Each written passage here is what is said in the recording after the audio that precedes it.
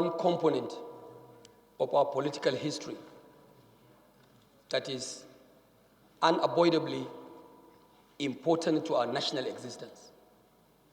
My colleagues, June 12th is one political episode, that has happened at a critical point of our journey to nationhood. It's a very good effort that he's making, but let me put it clear that with this motion, without this motion, June 12th is already part of our historical existence as a nation. Monguno was speaking here before I came in. I had him sharing his own experience when he was a member in the 1992 Third Republic House of Representatives. Monguno was only inconclusive if he had forgotten to tell this great chamber that I, Honorable Ado Dogwa, was arrested in the course of protection of the June 12th election. I was then elected straight from the NYSC camp. Straight from the NYSC camp, that was the first time I got elected into the Third Republic House of Representatives. Mr. Speaker, when I came, June 12th was only like the first stepping ground for me to begin to work for this nation under a very patriotic circumstances. Let me share with my colleagues that I have done enough to make sure June 12 was actualized, not simply because that was my personal position or my political disposition as a member of the SDP then, no, because I believe June 12 was a collective conviction and commitment of the Nigerian people.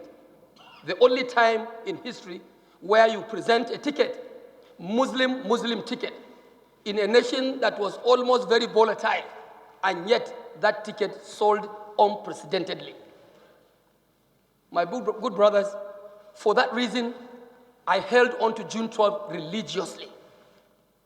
And we've done all we could do to ensure that that thing was realized, because that was the voice of the Nigerian people. It was not to be because God wished it not to be.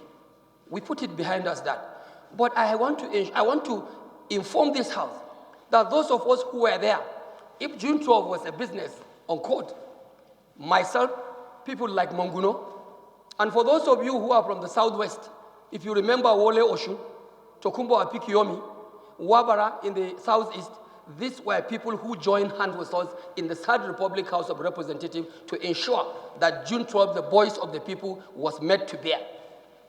I can also remember my dear colleague Monguno is here, Honorable Fred Abedi, if he's here, would have also testified to this.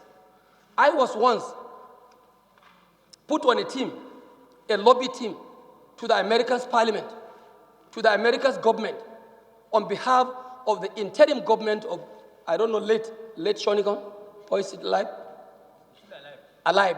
The former president, transitional president, Shonikan, interim government. I was put on a committee that was formed by the interim government to go and speak on behalf of that interim government. Mr. Speaker, these people, I don't know, for whatever reason, they mistakenly put me part of a committee that I did not believe in the mission they were going out for. Late Albert Legogi, the Deputy Senate President of that republic, Third Republic, was the leader of that delegation. We went, met with the Rainbow Coalition, under the leader of the Rainbow Coalition.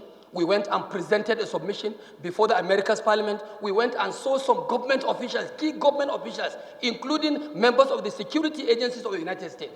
I today stand to be a proud person that out of the 9-member committee that visited the United States to lobby for a government that we at that time called an illicit government, I was the only member that stood before American Parliament and before all other committees we met to give a minority report.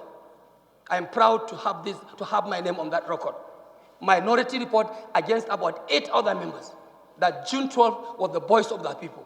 June 12 was the desire of Nigerians, and I cannot be part of an illusion to come and deceive the American government that June 12 should be forgotten.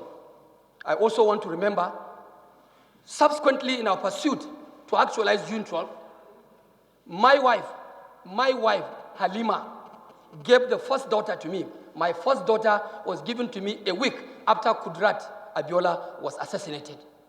And I now named my first daughter Kudrat. Everybody from Kano here can bear me this witness. My first daughter is right now called Kudrat Alhassan Ado because of my conviction and commitment to actualize what Nigerians wanted to have in terms of political transition. For me, Mr. Speaker, this is a motion that is further confirming to me that the steps we took in those days was not a wrong step. The pronouncement of June 12 to now be our Democracy Day by His Excellency, the President of the Federal Republic of Nigeria, Muhammadu Buhari, is also a further conviction that yes, the step we took, even though in those days in vain, it has now come to see the light of the day because we stood by what is the truth. Ladies and gentlemen, members of these great chambers, Mr. Speaker, this is one motion that we just have to give expeditious passage. Amendment, yes. Amendment, yes. But we must make sure that this motion is sustained and is also presented in a manner that it will be presented to the Nigerian people that this is the position of the House of Representatives, the House of the Nigerian people. Mr. Speaker, I want to thank him once again, and I thank all other contributors to this motion. And I want to tell you that going ahead to ensure this motion passes is like you are doing what you call patriotic legislation. This is patriotism of the highest order. So, Mr. Speaker, I want to also subscribe to the idea you have just said.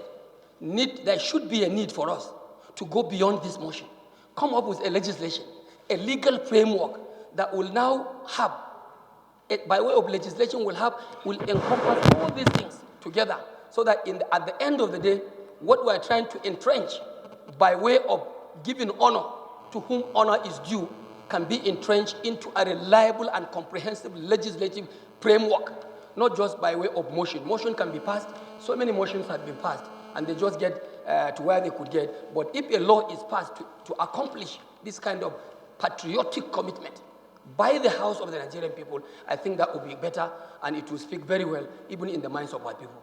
Thank you, Mr. Speaker, and I thank my colleagues for giving me the opportunity to share my thought with you. June 12 is my blood. June 12 is my history. And it was June 12 that brought me up to this height I'm sitting right away. In fact, I'm now leading still the Third Republic under the June 12 platform.